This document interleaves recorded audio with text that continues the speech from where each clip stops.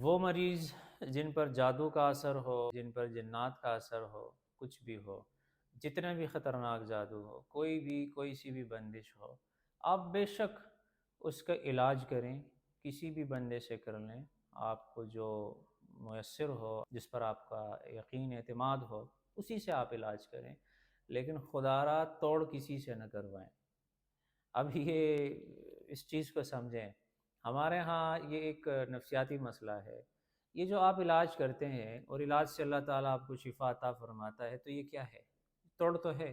اگر آپ پر جادو ہے اور آپ کو میں علاج دیتا ہوں کہ آپ اتنے دن استعمال کریں، اللہ تعالیٰ آپ کی طبیعت کو بہتر کر دے گا، آپ کو شفا مل جائے گی، اور اللہ تبارک و تعالیٰ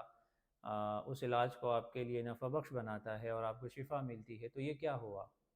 توڑ تو ہوا۔ لیکن ہمارے ہاں نفسیاتی طور پہ نا اس لفظ کو استعمال کر کے لوگوں کو عجیب طریقے سے لوٹا جاتا ہے۔ اب اس کے مقابلے میں ایک توڑ وہ ہے کہ میں آپ کو کہتا ہوں میں آپ کا توڑ کر رہا ہوں، اس کے لیے آپ سے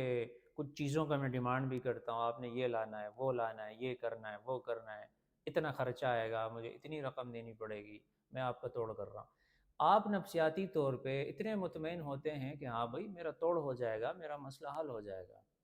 لیکن یاد رکھیں جتنے بھی لوگ ہیں جو توڑ کرواتے آ رہے ہیں وہ شروع سے خوارتے ہیں اور آئندہ بھی رہیں گے، لیکن جو باشعور ہیں، جن کے اندر عقل ہے، فہم ہے، اور جو علاج کرواتے ہیں وہ ٹھیک ٹھاک ہیں، ان کی بیماری بھی ختم ہو جاتی ہیں، ان کی الجھنیں بھی ختم ہو جاتی ہیں، ان کی پریشانیاں بھی اللہ دور کر دیتا ہے، اور وہ صحت یاب بھی ہو جاتے ہیں، کیونکہ وہ علاج کر رہے ہیں۔ اور یہاں جو لوگ توڑ کے چکر میں لگے ہوئے نا، یہ جو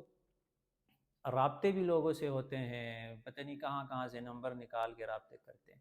کتنے آپ کو دکھاؤں، ہزاروں کی تعداد میں نے یہاں لوگوں سے سنا،